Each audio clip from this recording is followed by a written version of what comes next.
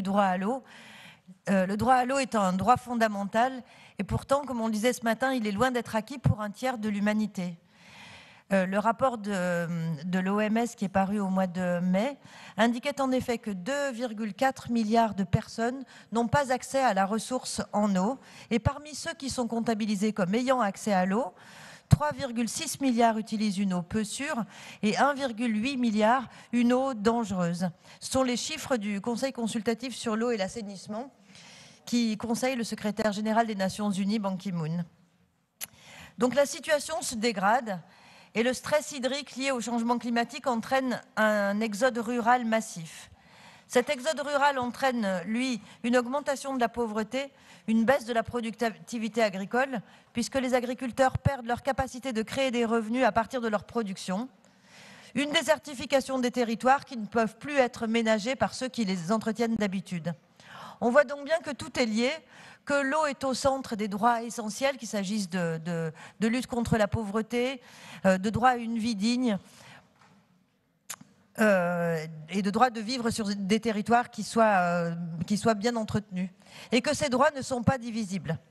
Donc l'eau, c'est aussi, et là-bas, la question des modes de gestion. Pour assurer l'accès aux plus démunis, le service doit rester public. Un service qui assure l'égalité d'accès, la qualité de la maintenance et de la gestion, la transparence des décisions, ce qu'on appelle la bonne gouvernance, pour l'intérêt général. Alors évidemment, la mainmise des multinationales sur la gestion privée a déjà montré qu'elle générait d'énormes profits. Des profits pour les actionnaires, alors que les objectifs fondamentaux sont mieux assurés par les collectivités territoriales, qu'il s'agisse de l'évaluation ou du contrôle du service, du prix pour les usagers, des améliorations de la qualité de l'eau, des réseaux, des économies pour la collectivité, même de la cohérence entre la production de la ressource, la distribution et le retraitement de l'eau, la protection de la ressource et les conditions d'emploi des salariés. L'état des lieux est inquiétant. Il est inquiétant là-bas, mais il est inquiétant ici aussi. La France a été montrée du doigt dans le rapport de la revue Sciences, Eau et Territoire du 27 mars pour ses difficultés à mettre en œuvre ce droit vis-à-vis des pauvres en eau.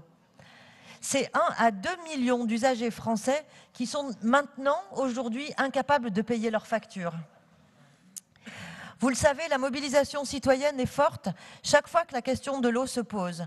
Je pense par exemple aux débats, aux consultations qui sont organisées par les collectivités, qui malheureusement ne prennent d'ailleurs pas toujours en compte les préconisations citoyennes. Je pense aussi au Forum alternatif de l'eau, en parallèle au Forum mondial de l'eau, qui s'est organisé spontanément avec extrêmement peu d'appui institutionnel et qui est pourtant capable de rassembler de façon significative. Si la mobilisation citoyenne est si forte, c'est parce que chacun comprend que là se joue un enjeu essentiel de justice, de construction d'un avenir solidaire. Alors, la mobilisation citoyenne se traduit aussi par l'une des premières pétitions qui relève du droit d'initiative citoyenne européenne, une pétition qui a déjà recueilli de nombreuses signatures, mais qui doit être diffusée et mieux relayée en France. Et nous, la région Rhône-Alpes, qui avons proposé aux élus de créer un droit d'initiative pour permettre aux Rhône-Alpins de mobiliser l'institution, nous devons entendre ce mouvement, le soutenir, le relayer, en affirmant fortement que le droit à l'eau est un droit humain, un droit fondamental, que sa gestion doit rester publique pour assurer un service essentiel à tous. Voilà, c'est les deux points essentiels et c'est le sens du vœu que nous déposons. Merci.